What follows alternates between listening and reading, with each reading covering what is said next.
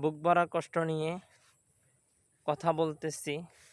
উত্তরায় একটি স্কুল ভবনে একটি প্রশিক্ষণ বিমান বিধ্বস্ত হয়।